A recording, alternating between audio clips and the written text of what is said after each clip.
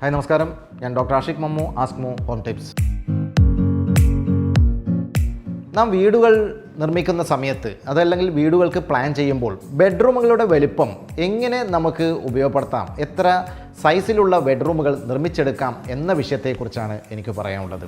ഇവിടെ നാം വീട് പ്ലാൻ ചെയ്യുന്ന സമയത്ത് 1000 സ്ക്വയർ ഫീറ്റിൽ താഴെയുള്ള വീടുകൾക്കും അതുപോലെ തന്നെ 3000 സ്ക്വയർ ഫീറ്റിൽ മുകളിലുള്ള വീടുകൾക്കും ഒരേ രീതിയിലുള്ള ബെഡ്റൂമുകളല്ല നാം ഡിസൈൻ ചെയ്തെടുക്കേണ്ടത്.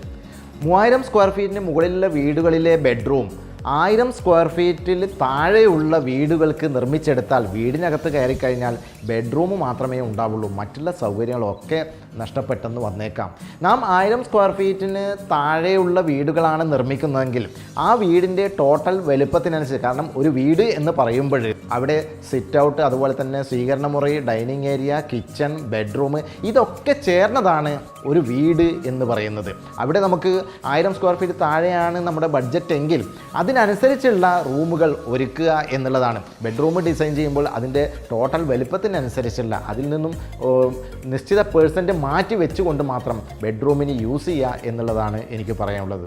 എപ്പോഴും നാം ഒരു വീട് നിർമ്മിക്കുന്ന സമയത്ത് വീടിൻ്റെ മൊത്തം വലുപ്പത്തിനനുസരിച്ചുള്ള ബെഡ്റൂമുകൾ ഒരുക്കുന്നതാണ് നല്ലത് എന്ന കാര്യം പ്രത്യേകമായിട്ടും ഓർമ്മപ്പെടുത്തുകയാണ്. Thank you.